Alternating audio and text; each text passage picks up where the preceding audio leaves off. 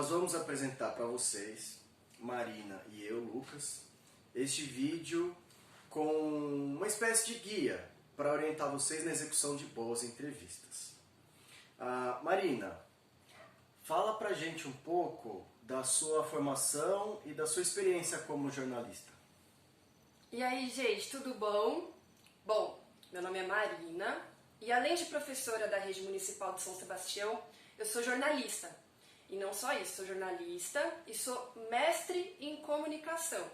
Então isso até mais pra frente vai nos remeter a um dos tópicos do nosso guia, que é a escolha do entrevistado. Por que será que o Lucas está falando comigo sobre entrevista? É porque a gente está na quarentena e não tem mais ninguém em casa, então ele não tinha saído, ele tinha que falar comigo? Não, é porque eu já trabalhei em jornal, em televisão, em rádio, portais de notícia, ou seja, se tem uma coisa que eu já fiz bastante nessa vida, é entrevista. Então, a pedido do professor Lucas, eu elaborei um pequeno guia para vocês, dividido entre antes da entrevista, durante a entrevista e depois da entrevista, em tópicos bem simples de entender. Bora lá! Muito bem, Marina.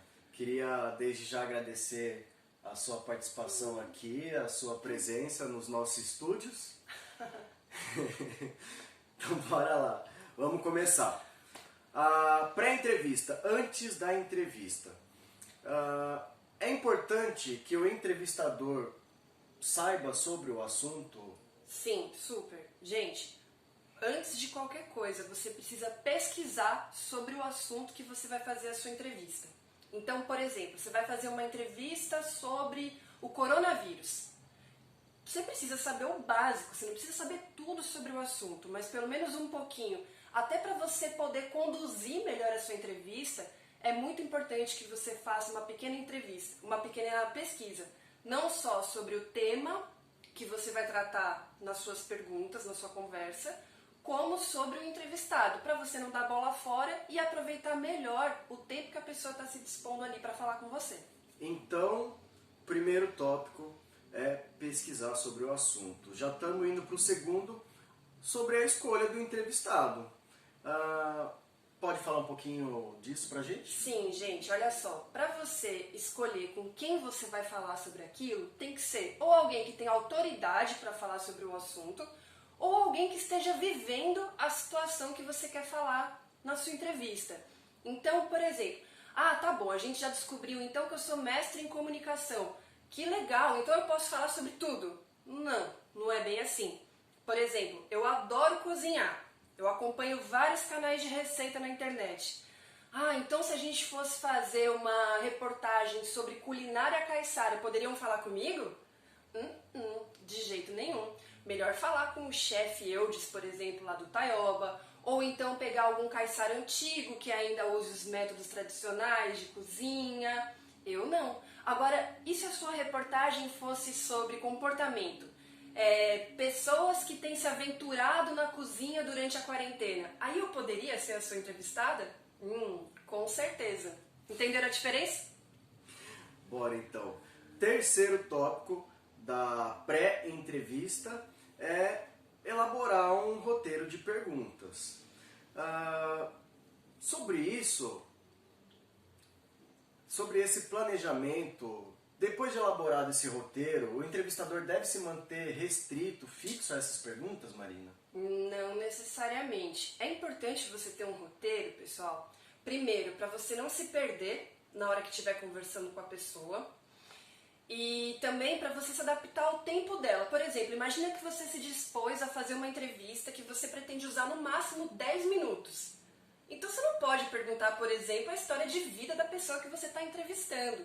Ou perguntas tão amplas e tão básicas que a pessoa vai ficar ali um tempão para te responder e aí pronto, já se foi o tempo que você queria usar da vida dessa pessoa. Então não, roteiro é importante, mas não se prender tanto ao roteiro, porque de repente no meio da conversa a pessoa pode falar alguma coisa interessante que te abre a possibilidade de uma nova pergunta, ou então a pessoa já respondeu numa pergunta o que você ia falar em seguida, então risca ali aquela pergunta que você ia fazer. Então, roteiro é importante para você ter um norte, ter uma base, mas não precisa necessariamente ficar tão preso a ele o tempo inteiro.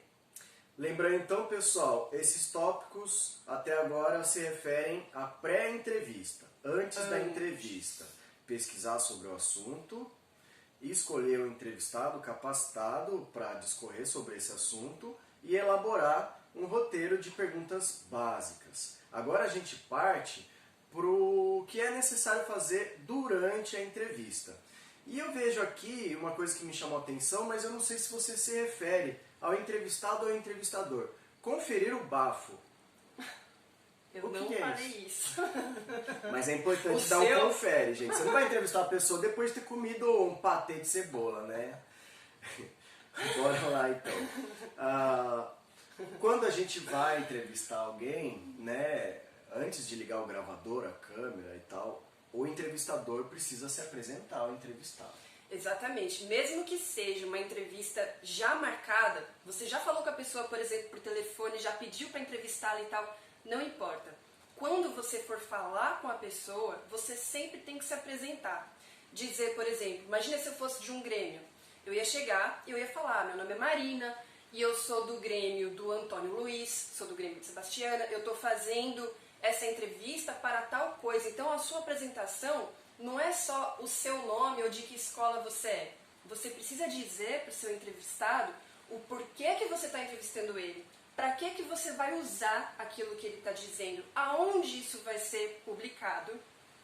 Enfim, e aí você entrou num outro ponto. Você falou que antes de começar a gravar, isso nos leva para o próximo tópico, que é? Pedir licença para efetuar o registro dessa entrevista.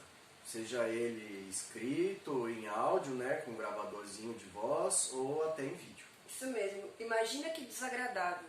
Você começa a falar com a pessoa e já coloca lá o celular na cara dela gravando.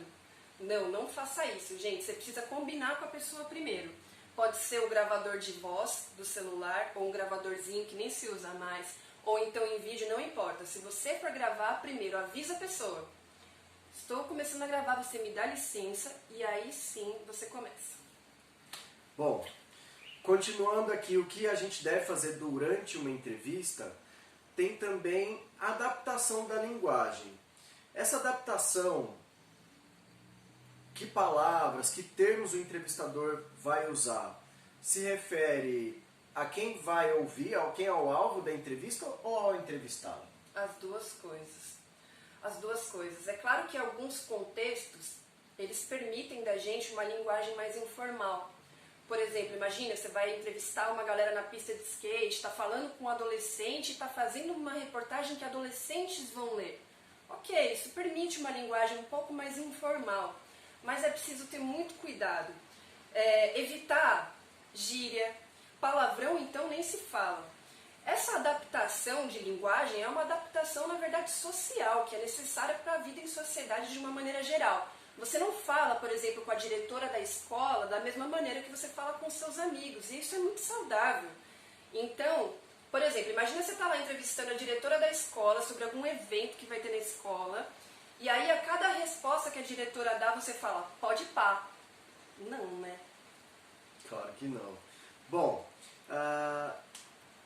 a gente vê, muitas vezes até em programas de televisão, onde o entrevistado questiona o entrevistador, faz uma pergunta para o entrevistador, mas depois desvia o olhar, faz outra coisa.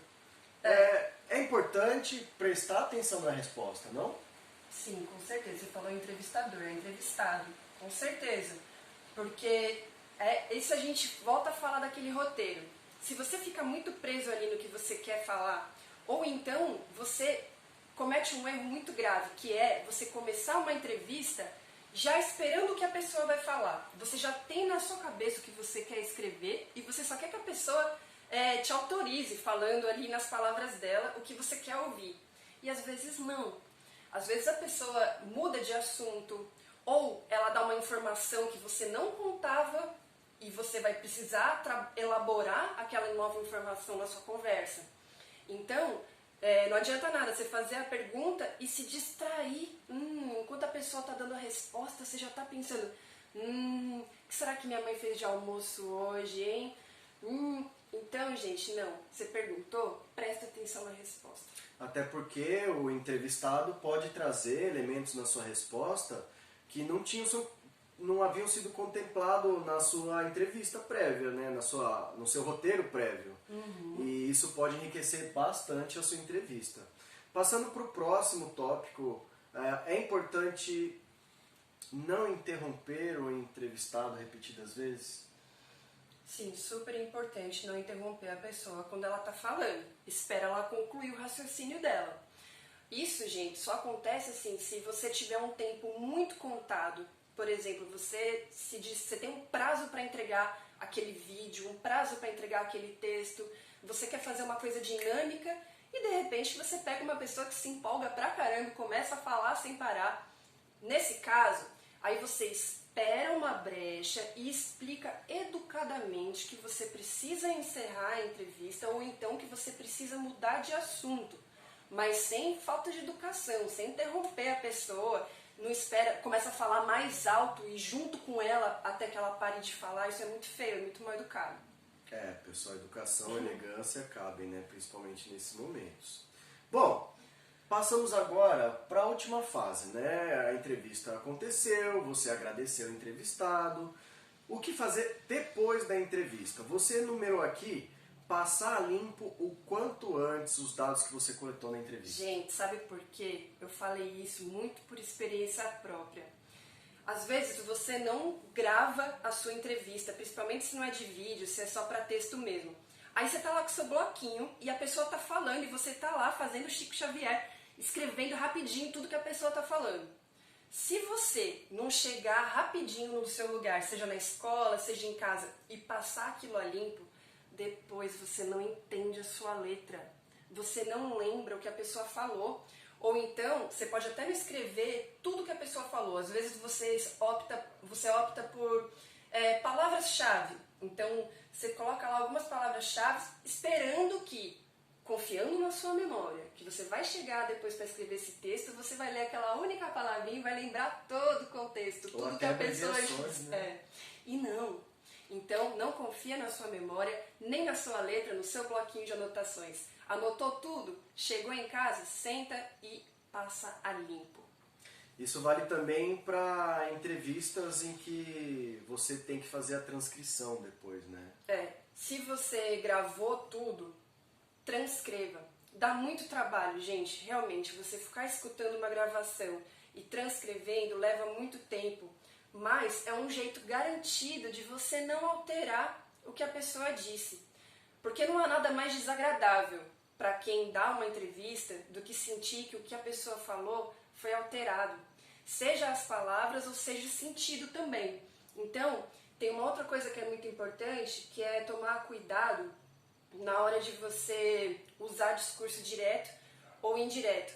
Todo mundo já aprendeu isso na aula de língua portuguesa?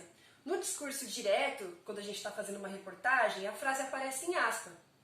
Por exemplo, imagina que eu fui dar uma entrevista sobre como é que tem sido o ensino remoto durante a pandemia. Aí você tem lá na sua reportagem, abre aspas. Ninguém estava preparado para uma situação dessa. Entretanto, todos os professores estão dando o seu melhor. Fecha aspas, disse a professora Marina. Agora, às vezes você quer passar pelo discurso indireto, que é não usar aspa, você quer dizer o que eu disse. Então você diz assim, a professora Marina disse que os professores estavam despreparados. Entende? Que dá um outro sentido? Então, foi o que eu falei? Foi o que eu falei, mas na hora de passar por discurso indireto, dá uma alterada no sentido, abre margem para uma outra interpretação. Então, cuidado na hora de dizer o que a pessoa falou, sem colocar em aspa exatamente como ela disse.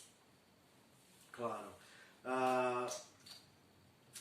Feita a entrevista, né? Isso é de propriedade do entrevistado.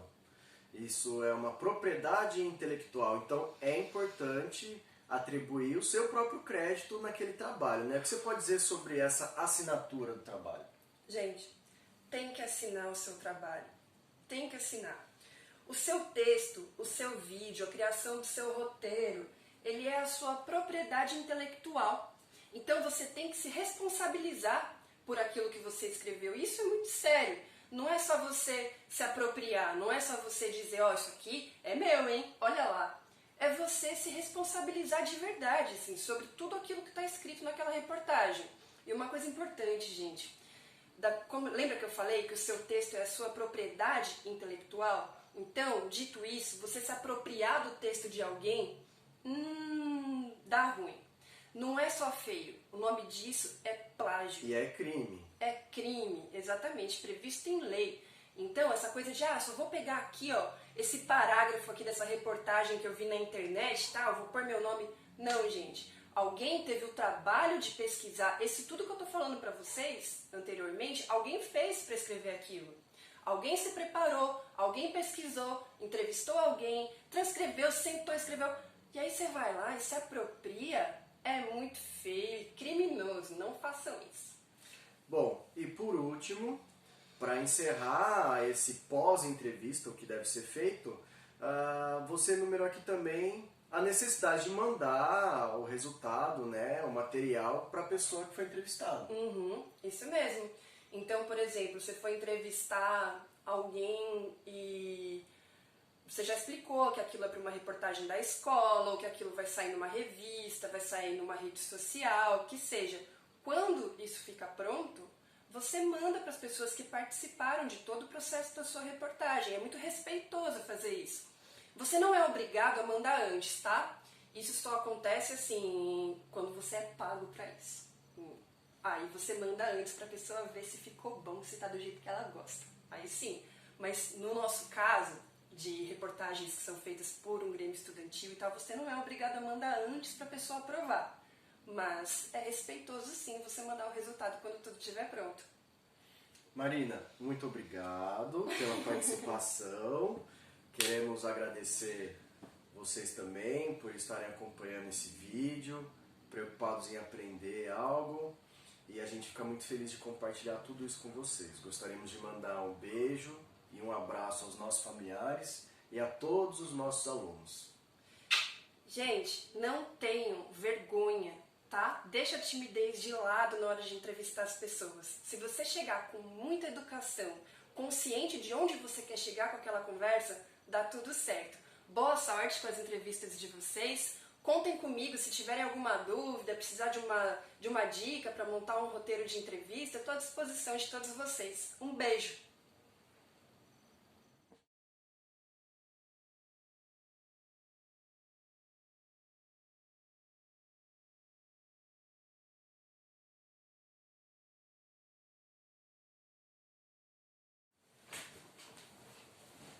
Nossa, amor, a gente é muito bom.